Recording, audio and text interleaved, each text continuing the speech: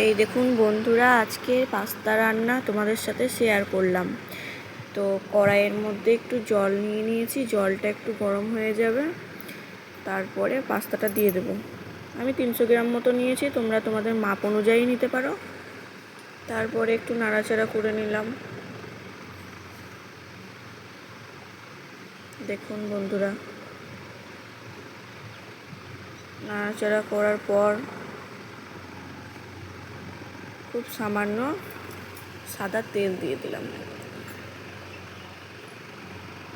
তারপরে আবার নাড়াচাড়া করে নিলাম।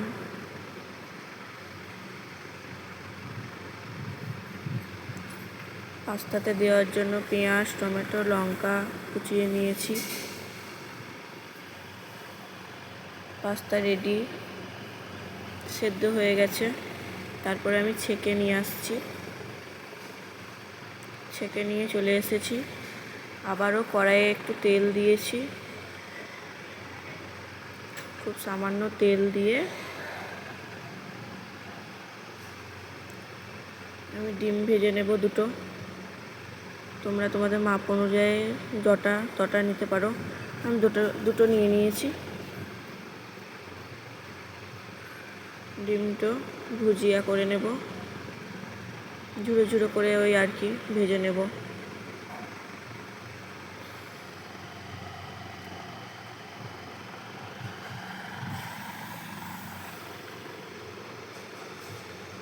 স্বাদ মতো লবণ দিয়ে দিয়েছি।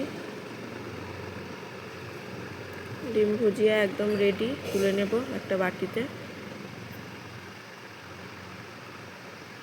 তারপরে আবারও কড়াইয়ে তেল দিয়ে দিয়েছি।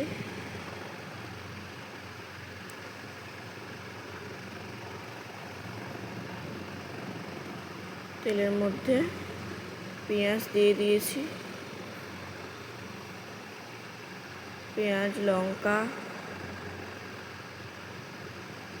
লঙ্কা পেঁয়াজটা ভালো মতন ভেজে নেব।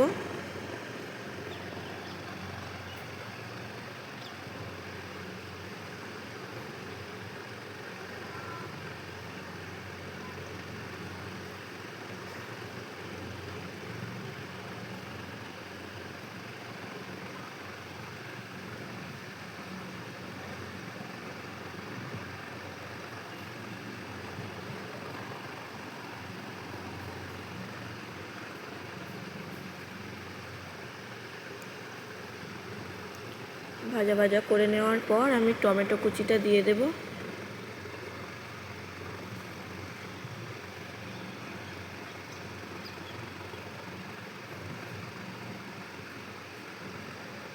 টমেটো কুচি দিয়ে খুব ভালো করে নাড়াচাড়া করার পর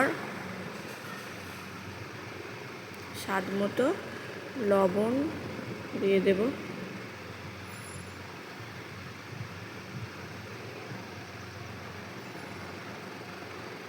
হলুদও দিয়ে দিয়েছি।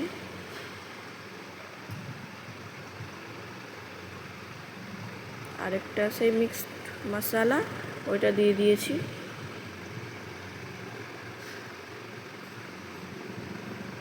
তারপরে আবারও নাড়াচাড়া করার পর সুন্দর করে তেল ছাড়া পর্যন্ত নেড়ে যেতে হবে।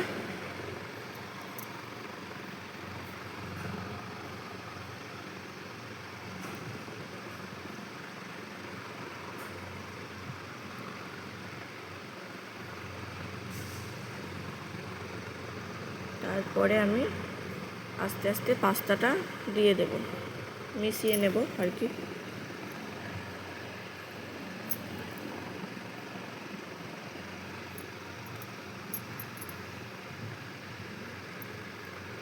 তারপরে পাস্তা মশলা দিয়ে মিশিয়ে নেব।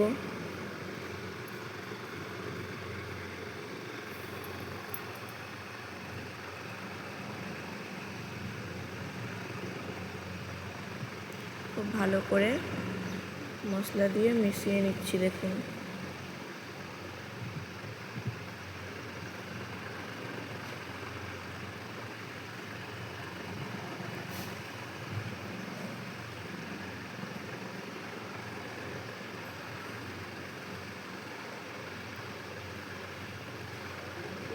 দেখুন আমার একদম পাস্তা রেডি। তো সবাই খেয়ে খুব ভালোই বলেছিল বন্ধুরা। তো কেমন